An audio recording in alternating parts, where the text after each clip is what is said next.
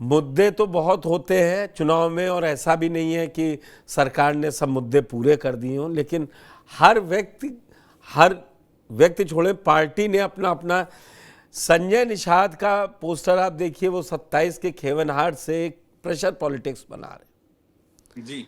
तो बटेंगे तो कटेंगे भी आ गया, और 27 के सत्ताधीश होंगे, ऐसी समाजवादी पार्टी की मंशा है कि अखिलेश यादव 27 में आएंगे। तो जिस दिन वो पोस्टर लगा, कांग्रेस आउट हो गई। सीटों के मामले में गठबंधन में है, नहीं तो तिवारी जी अभी कहेंगे कि आपने अलग ही बता दिया। यहां क्या हुआ, जैसे इनको सीट मना हुई तो बोले खेवनहार हम ही हैं। आपको क्या लगता है, संजय निषाद का ये फॉर्मूला एक प्रेशर पॉलिटिक्स नहीं है? उन्होंने कहा तो जरूर कि कार्यकर्ताओं ने लगा दिया, कार्यकर्ता सीढ़ी होते हैं, लेकिन हकीकत तो वही है, कह रहे हैं फिर 27 में देख लेंगे। नहीं नहीं, बात सही है आपकी पुष्कर जी। और कार्यकर्ता बिना नेता के पूछे ये सब काम नहीं करते हैं। इतने बड़े होर्डिंग लगा देना और ये सब लिख देना इतना आसान नहीं होता है। लेकिन हाँ, महंगाई बात का सही है। जमाना भी है। महंगाई आप और हमारे लिए, नेताओं के और कार्यकर्ताओं के लिए तो शायद उतनी महंगाई नहीं है। अभी समस्या क्या है कि ये प्रेशर टैक्टिक तो है ही जैसा आपने कहा, लेकिन उससे ज्यादा बड़ी चीज ये है कि अपनी पोजीशनिंग दिखाने की बात है कि भाई आप भले ही आज हमें एक सीट मत दो, लेकिन कल को ये मत सोचना कि 27 में हमें साइडलाइन कर दिया जाए या हमारा वजूद कम हो जाए। और हर कोई अपनी अपनी पोजीशनिंग करने में लगा हुआ है। समाजवादी पार्टी भी अपनी, जैसे मैंने पहले भी पिछली डिबेट में कहा था कि वो अपनी उपचुनाव की तैयारी तो मजबूती से कर ही रही है, लेकिन उनका वो कहते हैं ना, कहीं पर निगाहें कहीं पर निशाना, उनका निशाना भी 27 ही है। भारतीय जनता पार्टी 24 को में भी इतना मालूम है बड़ा ना। आशीष दिया है, वो लिख तो रहे हैं 24 में बरसा जनता का आशीष, तो निगाहें तो अब 27 पे होनी चाहिए। उपचुनाव तो जो होगा होगा। जाहिर सी बात है, लेकिन जैसा मैंने पहले भी कहा, कांग्रेस को इस गठबंधन में रहना चाहिए था, लेकिन कांग्रेस ने भी अपनी सीटें छोड़ दी। उधर बीजेपी को सारी सीटें लगभग मिल गई हैं। तो अभी क्या हो रहा है, डायरेक्ट फाइट बाइपोलर हो रही है समाजवादी पार्टी और बीजेपी में। और ये कह सकते हैं कि सेमीफाइनल टाइप का है जो 2027 से पहले, क्योंकि इसके बाद तो ऐसा कोई मौका इतनी डायरेक्ट सीटों पर डायरेक्ट फाइट का आने वाला नहीं है। और शायद कांग्रेस भी यही चाहती थी कि डायरेक्ट फाइट 27 का एक नतीजा सामने आ जाए क्या होने वाला है। और डायरेक्ट फाइट के मामले में हम सब जानते हैं कि भारतीय जनता पार्टी की मशीनरी मैकेनिज्म इतना स्ट्रांगली काम करता है कि उनसे मुकाबला कर पाना उतना आसान नहीं होता है। समाजवादी पार्टी ने भी अपनी तैयारी पूरी करी है।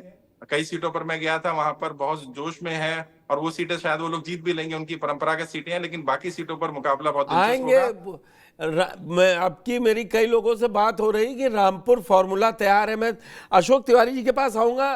दरअसल पल्लवी सिंह जुड़ जाए तो आपके कई बयानों का वो काउंटर दे पाए, या मैं इसलिए तिवारी जी, मैं पहले प्रोफेसर पासवान जी के पास जाऊंगा।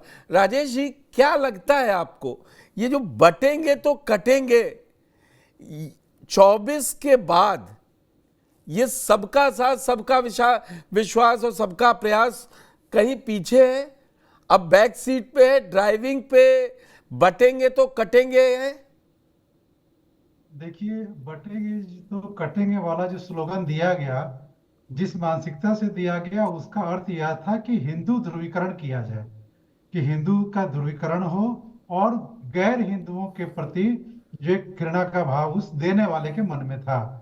लेकिन सच्चाई यह है कि बटेंगे, अर्थ इसका यह है कि अगर एकजुट रहना है तो उसका निहितार्थ यह है कि हिंदू लोग एकजुट हों, लेकिन उसका नेतृत्व जो है वो सवर्ण हिंदू करेगा, और बाकी बहुजन हिंदू हैं वो बस वोट के लिए इस्तेमाल होने के लिए, झंडा धोने के लिए, दंगों में इस्तेमाल होने के लिए बहुजन हिंदू काम आएंगे, नेतृत्व उसका सवर्ण हिंदू करेगा।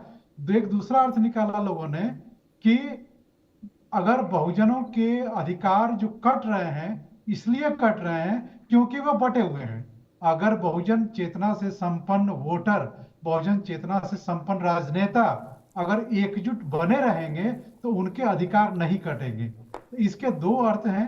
हालांकि जिन्होंने नारा दिया उनका अर्थ हिंदू ध्रुवीकरण का था, लेकिन बहुजन जो विचारक हैं, या मुझे लगता है कि सिर्फ हिंदू ध्रुवीकरण इसकी निजात नहीं है।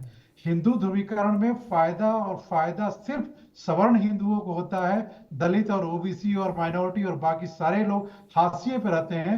उनके बंटवारे के कारण, उनकी एकता नहीं होने के कारण उनके अधिकारों में लगातार कटौती होती रहती है। ये मेरा मानना है। आपने थोड़ा उसको बहुत बारीक ले गए, लेकिन अब ये सवाल भी जायज है। अगर आप कह रहे हैं कि वो बहुजन चेतना एक साथ रहे, तो अब तो लग रहा है कि बीजेपी ने तो लाइन क्लियर कर दी है। हरियाणा में जिस तरीके से एससी में वर्गीकरण को मंजूरी दी है पहली कैबिनेट में, तो अब वो दिन दूर नहीं है 27 चुनाव से पहले वर्गीकरण यहां भी आ जाए। जी, वर्गीकरण आएगा, और वर्गीकरण के पीछे मकसद यही है सत्ताधारी दलों का। उसमें सभी शामिल हैं, बीजेपी भी शामिल है और कांग्रेस भी शामिल है, क्योंकि उसकी स्वीकृति सभी मुख्यमंत्रियों ने की है। वर्गीकरण का एकमात्र उद्देश्य यह है कि जो बहुजन हितों की रक्षा करने वाली, उनके अधिकारों की आवाज उठाने वाली जो जातियां हैं, उनको कमजोर किया जाए, और उन्हीं के अन्य जातियों के बरक्स उनको एक तरह से उनको दुश्मन के रूप में तैयार किया जाए। लेकिन इसमें मेरा अपना स्टेक ये है कि अगर क्रीमी लेयर वाली बातें हैं, अगर कोई ओबीसी मुख्यमंत्री, यादव अगर 4 बार मुख्यमंत्री रह चुका है, और यदि यादव को उससे बाहर करेंगे, तो वही अगर 4 बार का ब्राह्मण मुख्यमंत्री अगली बार के लिए क्यों ब्राह्मण बनेगा, या अगर कोई क्षत्रिय मुख्यमंत्री है तो क्यों बनेगा। तो यह वर्गीकरण समाज के सभी वर्गों पर लागू होना चाहिए। और सुप्रीम कोर्ट ने जो सुझाव दिया कि आप देखिए तो कि क्रीम कहाँ है और मट्ठा कहाँ है, तो ऐसा तो नहीं कि मट्ठा वाले को क्रीम मानेंगे और क्रीम वाले को, मतलब जो असली संसाधनों पे जिनका कब्जा है वो इससे दूर रहेंगे। तो जब नहीं, ये मेरी बात जब ये वर्गीकरण संसाधन पे होगा तो कब्जा सभी जैसी वर्गों वर्ड में अगर होगा। पासवान जी ना की जाए, कब्जा नहीं, मुझे लगता है संसाधनों पर हर भारतीय का हक है। हक है जी, वो इसीलिए। किसी और वर्गीकरण में, किसी इसमें जो जरूरत है संविधान के मुताबिक होना चाहिए। अशोक जी, ये बट जी आपके सत्ता के 27 के सत्ताधीश के मुकाबले में 2 पोस्टर आ गए। एक आया 27 के खेवनहर, और दूसरा आया है बटेंगे तो कटेंगे। जी जी देखिए भाई, 2024 में जो संकेत दिए जनता ने, जिस तरह से उसने जनादेश दिया, जन सामान्य ने जनादेश दिया है। आप देखिएगा सर, 2024 में हमें लोकसभा चुनावों में जन सामान्य ने दिया है। पिछड़े और दलित तो लामबंद हुए ही हुए हैं, किसान लामबंद हुए हैं, और जो है युवा लामबंद हुए हैं, आधी आबादी महिलाएं जो कि महंगाई की मार झेल नहीं, हुआ लामबंद हुई है। लेकिन जन सामान्य ने हमें वोट दिया है, तब जाकर इतनी सीटें हमारी आई हैं। और जहां हम हारे भी हैं वहां कम अंतर से हारे हैं। और माननीय मोदी जी का भी अंतर घट गया है, जीत का काफी घट गया है अंतर, जीत का। राजनाथ सिंह जी का अंतर घटा है। ये इतना अंतर घटना ये संकेत देता है कि जन सामान्य उमड़ पड़ा है अखिलेश जी के साथ इस समय। और वही हाल अभी चुनाव में है। योगी जी इतने परेशानी में आ गए हैं कि जो है तमाम बिल वापस लेने पड़े। आपसी खींचतान मची हुई, उसमें ज्यादा समय नहीं लूंगा। विधायक क्या बोल रहा है, जो है उनका पूर्व मंत्री क्या बोल रहा है, सारी चीजें सामने है। केशव जी क्या बोल रहे हैं, योगी जी क्या बोल रहे हैं। सवाल इस बात का है कि आज जनता से संपर्क कट गया है भाजपा को। जनता इसलिए कटेंगे तो बटेंगे जैसे चीजों पे आ गई है, बहराइच जैसे चीजों पे आ गई है। इतना बोलना काफी है। बहराइच में क्या हुआ सब जानता है, मीडिया भी जानता है। पुलिस हाथ पे हाथ धरे बैठी रही, ऐसे ही नहीं बैठी रही। उसको कोई गाइडलाइन नहीं होगी तब हाथ पे हाथ धरे बैठी रही। जनता बहुत बुद्धिमान है उत्तर प्रदेश की, जन जन बुद्धिमान है। समझ रहा है कि हमें लॉलीपॉप दिया जा रहा है, हमें जो है खाली जो है जुमले से काम चलाया जा रहा है, हमें कुछ नहीं दिया जा रहा है। आज खाली ध्रुवीकरण के नाम पर वोट लेना चाहते हैं भाजपा के लोग। आज मुद्दा हावी है। आज महंगाई बेशुमार जिस तरह से बढ़ी है, आज बेरोजगारी का जो हाल है, आज जिस तरह से किसान परेशान है, जिस तरह से युवा बेचैन है, दलित पिछड़े। अब मैं आरक्षण पे आता हूं।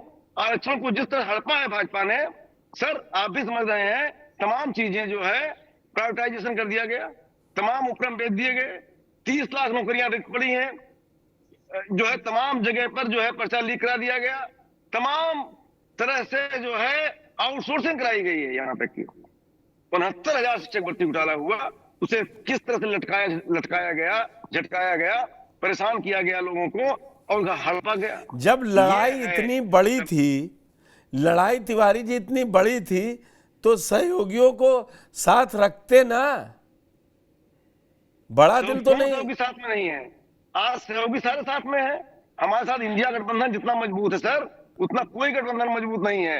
आज हरियाणा में हमने जो कार्य करके दिखाया, आज उत्तर प्रदेश में वही उन्होंने करके दिखाया। आज हम लोग इतने मजबूती साथ में हैं, एक एक कदम ऐसा रख रहे हैं कि भाजपा की छक्के छूट रहे हैं, भाजपा बेचैन है, भाजपा बदहवास है इस समय, और भाजपा बुरी हार हारने जा रही है 9 के 9 चुनाव। साथ ही साथ 27 में जन चर्चाओं में आ गया है। अखिलेश आ रहे हैं, कहीं चाय की दुकान पे जाइए, पान की दुकान पे जाइए, अधिकारियों से पूछिए अगर आप, तो यही चर्चा, जन चर्चा है। 27 में आ रहे हैं अखिलेश, बाजे गाजे साथ आ रहे हैं अखिलेश जी। तब रहेगी कांग्रेस को देंगे कुछ जगह की नहीं देंगे? देखिए, कांग्रेस राष्ट्रीय स्तर पर एक मजबूत पार्टी है और इंडिया गठबंधन का अहम हिस्सा है। कांग्रेस अहम हिस्सा है, लेकिन इंडिया गठबंधन में तमाम क्षेत्रीय दल हैं और मजबूत क्षेत्रीय दल हैं, ये सभी जानते हैं। उद्धव जी हमारे साथ हैं, इसीलिए आज कांग्रेस शरद पवार जी हमारे साथ को हैं। सेंटर में बताते रहो कि सबसे मजबूत है, सहयोगी है, सब है। जब वो राज्य में जाए, कुछ उनकी भी गलतियां हैं,